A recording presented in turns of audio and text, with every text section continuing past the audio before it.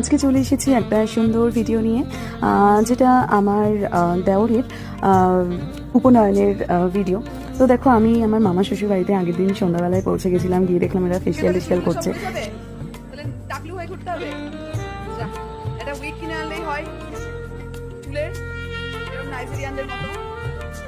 এরপরে আমরা ভোরবেলা উঠে পড়েছি জলসইতে যাওয়ার জন্য। দেখো, একদম ভোরবেলা আমি রেডি হয়ে নিয়েছি।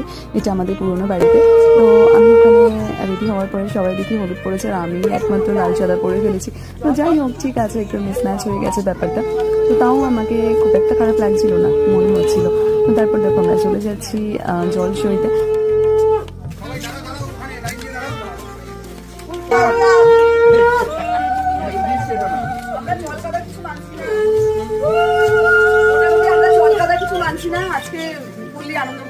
জুতো যাওয়ার পরে দেখলাম একটা ফুল গাছের নিচে এরকম সাদা ফুল পড়েছে। সঙ্গে সঙ্গে খুবই মাথায় লাগিয়ে নিলাম, বিকজ আমার ফুল লাগাতে ভীষণ ভালো লাগে মাথায়। তো তারপর চলে এসি আমরা ফাইনালি পুকুরে। দেখো, এখানে জল সওয়া হচ্ছে। আর হট করে আমার চোখ গিয়েছিল ওপরে গাছটিতে। দেখো কত আশফল হয়ে রয়েছে, দেখলেই লোভ লাগছে। আমার তো ভীষণ ভালো লাগে আশফল খেতে। তারপর আমি এখানে একটু ফটো ভিডিও করে নিলাম। সকালের ওয়েদারটা খুবই সুন্দর ছিল, আর যদি একটু রোদ উঠতো ভালো লাগতো আরও ফটোগুলো বা ভিডিওগুলো।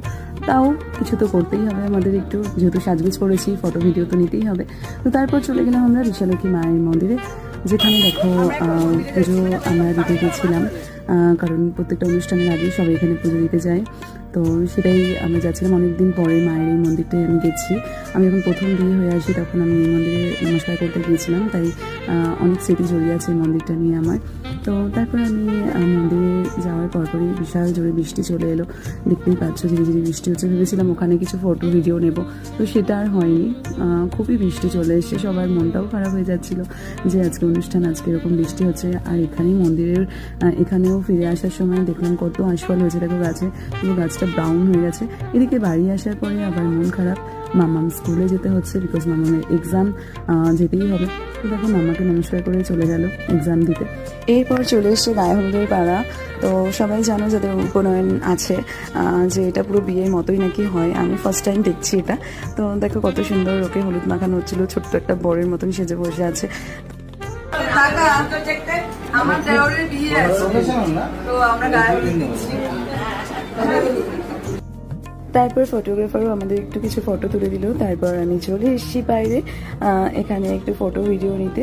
আসার পরে তো বিভৎস বৃষ্টি, যার জন্য আমি প্রায় 8 ঘন্টা আটকে গেলাম। ওখান থেকে ঘরে আর পৌঁছতে পারছি না।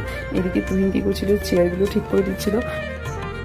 এত বৃষ্টি হচ্ছিল যে প্যান্ডেলের কাপড়গুলো ভিজে ভেতর থেকে জল পড়তে শুরু করে দিয়েছিল, আর খুবই খারাপ লাগছে।